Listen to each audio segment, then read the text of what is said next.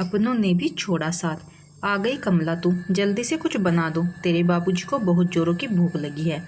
मैं तो फिर भी किसी तरह समझौता कर लेती हूँ, पर तुम्हारे बाबूजी को सुबह 8 बजे तक इतनी जोरों की भूख लग जाती है कि मैं तुम्हें क्या बताऊँ। सुजाता जी अपनी काम वाली कमला से कहती है। कमला बोली, अब क्या बताऊँ माँ जी, हर रोज़ सोचती हूँ आज घर का काम जल्दी हो जाएगा, पर होता नहीं। बाबूजी थोड़ी देर ठहर जाओ, मैं अभी बना देती हूँ। इस सर्दी के मौसम में रात भी बहुत जल्दी हो जाती है। घर में मैं ही अकेली हूँ, अंदर बाहर मुझे ही देखना पड़ता है, इसलिए बच्चों का खाना बनाकर आती हूँ ताकि बच्चों को कोई परेशानी ना हो। इतना कहकर वो पुरानी बातों को सोचने लगी।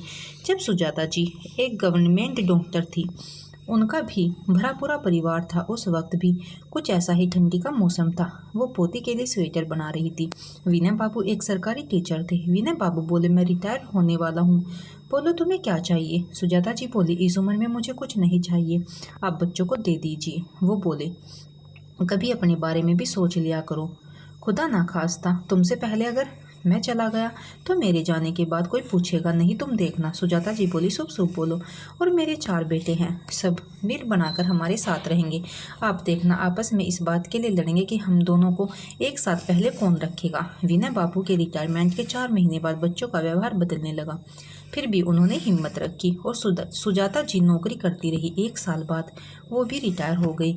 पति को जब उन्होंने कहा कि पैसों को सब बेटों में आपस में बांट देते हैं, तो विनय बाबू इस बात के लिए तैयार नहीं हुए। घर में अशांति फैलने लगी, तो सुजाता जी ने अपने पैसों को 4 हिस्से में बांट दिया। कुछ दिनों बाद उनके बेटों ने अपने अलग घर में रहने का फैसला किया। माँ से बोले, माँ पापा को तो समझेंगे नहीं, पर आप समझो, आने जाने में बहुत समय और पैसा दोनों बर्बाद होता है। माँ का मन तो भोला होता है, वो तो दिल पर पत्थर रखकर मान गई और कर लिया अपने मन के साथ समझौता। विनय बाबू बोले, सुजाता, जब पंछी के बच्चे उड़ने लायक हो जाते हैं तो घोंसले को ऐसे ही एक एक करके छोड़ जाते हैं। सुजाता जी बोली, आप हर समय ऐसे ही बातें क्यों करते हैं? अभी छोटा बेटा हमारे साथ है और बड़े बेटे भी हमसे मिलने आया करेंगे। नए घर में एक बेटे के साथ सुख शांति से दोनों रह रहे थे। करीब 6 महीने बाद छोटे बेटे ने कहा, माँ मैं कितने दिनों तक बैठा रहूँगा और आप लोगों की सेवा करूँगा। आप लोग बस मेरी जिम्मेदारी थोड़ी है, मेरे भी बच्चे बड़े हो गए हैं। मैं सोच रहा हूँ कोई बिजनेस कर लूँ, अगर आप मदद करो तो मैं भी अपनी ज़िंदगी शुरू कर लूँगा। विनय बाबू के मना करने के बाद भी जो पैसे बचे थे सुजाता जी ने पैसे दे दिए और बिजनेस शुरू हुआ। कुछ महीने बाद जब ये बात तीनों बेटों को पता चली तो माँ से नाराज़ होकर बोले, जब आपने उसे पैसे दे दिए तो अब वही आपका ध्यान रखेगा। और अब वो कम ही आते थे। छोटे बेटे का बिजनेस चल पड़ा। कुछ सालों बाद छोटे बेटे के बच्चे भी पढ़ने लायक हो गए, तो उसने भी माँ से पल्ला झाड़ लिया और उसी शहर में अलग रहने लगा। माँ बाप के पास झांकने भी नहीं आता। इस बात का दर्द सुजाता जी को अंदर ही अंदर खाई जा रहा था और पति की कही बात याद आ रही थी। कुछ दिनों बाद उनकी तबीयत बहुत खराब हो गई थी और उन्होंने बिस्तर पकड़ लिया। बेटे गैरों की तरह आए, दुख जताए, तो विनय बाबू बोले, ये तुम्हारी माँ है, कोई पड़ोस की चाची नहीं जो तुम लोग अफसोस जताने आए हो। इसने तुम्हें पाल पोस कर इस लायक बनाया कि आज तुम लोग अपने पैरों पर खड़े हो। आज तुम्हारी माँ के लिए तुम्हारे पास वक्त नहीं।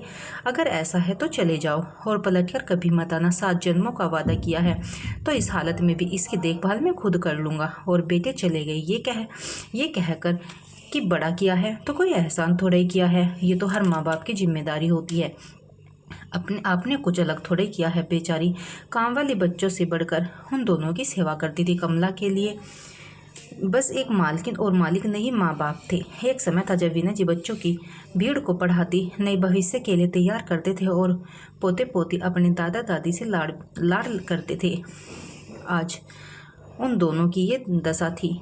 कल जो भीड़ में थे आज वो अकेले हो गए। एक रोज सुजाता जी ने कमला से बारी बारी बेटों को फोन करवाया, बच्चे बहुत दिन हो गई तुम सबको देखे, समय किसने देखा है, आज हूँ कल ना रहूँ, ऐसा ना हो कि तुम सब ना आओ और मौत आ जाए, जाने से पहले तुम सबका चेहरा देखना चाहती हूँ। बेटों ने कहा, हम व्यस्त हैं, समय निकाल कर अवश्य आएंगे। हमारे पास समय नहीं क्योंकि अभी बच्चों की परीक्षा चल रही है। उनसे बात करने के बाद सुजाता जी की आंखें भीगी थी। जब विनय बाबू ने देखा तो पूछे, क्या तुमने अपने बेटों से बात की? सुजाता जी ने मुस्कुराकर कहा, नहीं तो। विनय बाबू बोले, सुजाता, अपने मन को समझा लो कि उन्होंने अपना घोंसला अलग बना लिया है। क्या तुम मेरे साथ खुश नहीं? जब बच्चे नहीं थे तो हम कितने खुश थे। उन्हीं दिनों को याद करके खुश रह लो। हमें किसी ऐसे बेटों की जरूरत नहीं। धीरे धीरे सुजाता जी को ये बात समझ में आने लगी कि इंसान अकेला आता है और अकेला ही जाता है। सुजाता जी मुस्कुराकर बोली, काश मैं अपने आखिरी सांस तक आपके लिए कुछ कर पाती। सुजाता जी एक डॉक्टर थी, वो अपने अंदर के होते बदलाव को मैं समझ गई थी। सांझ हो गई है, चलिए आप खाना खा लीजिए क्योंकि आपको भूख जल्दी लग जाती है। तभी कमला आई। सुजाता जी ने, कमला, आज दाल और बैंगन का चोखा बनाना। आज तेरे बाबूजी के साथ मैं भी खाना खाऊंगी, न जाने फिर कब मौका मिले। विनय बाबू बोले, सुजाता हौसला रखो, सब ठीक हो जाएगा। विनय बाबू के मन में कुछ खटक रहा था क्योंकि सुजाता जी उस रोज और दिनों से ज़्यादा उनका ध्यान रख रही थी। शाम में जब कमला जाने लगी तो सुजाता जी ने उसका हाथ थामा और बोली, कमला, मेरे बाद बाबूजी का ध्यान तुम्हें ही रखना है। और अपने हाथ से डायमंड का कड़ा उतार कर कमला को दे दिया और बोली, तुम मेरी बेटी जैसी हो, अपने बच्चों को पढ़ाओ लिखाओ, बस कभी उन पर आश्रित मत होना। कमला ने कड़ा लेने से मना किया तो विनय बाबू बोले, ले लो कमला। लेने वाले तो लालच में बस दर्द दे गए और सब ले गए।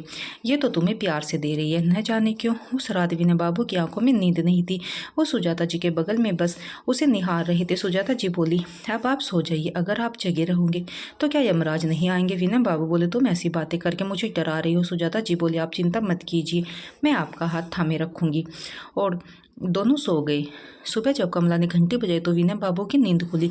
उनके हाथों में सुजाता जी का बर्फ जैसा हाथ था। नींद खुली, उनके हाथों में सुजाता जी का बर्फ जैसा हाथ था। विनय बाबू ने जब उन्हें जगाना चाहा तो वे जगी नहीं। कमला ने जैसे ही सुजाता जी को देखा वो रोने लगी और बोली, बाबूजी, माँ जी तो हमें छोड़कर चली गई।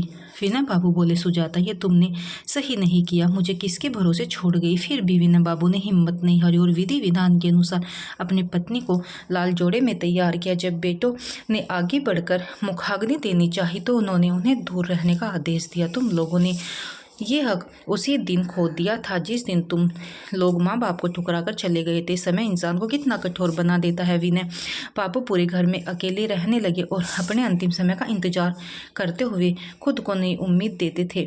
उन्होंने अपनी ज़िंदगी में उस घर को वृद्धाश्रम को देने का फैसला किया और अपने बाद बचे पैसे को कमला के नाम कर दिया ताकि उसका बुढ़ापा दुख से न कटे। कमला हर दिन आती, विनय बाबू की सेवा करती।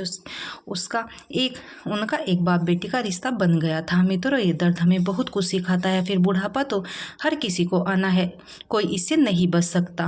बस एक उम्र हो जाने के बाद अगर साथी का साथ न रहे तो भी खुद को नई उम्मीद और हौसला देते रहे, क्योंकि यही एक चीज़ है जो हमारे साथ रहती है। बच्चों को अपने माँ बाप का ख्याल रखना चाहिए। जैसे बच्चे कहते हैं आपकी जिम्मेदारी है अपने बच्चों का ख्याल रखना, तो बच्चों का भी फर्ज बनता है अपने माँ बाप का ख्याल रखना।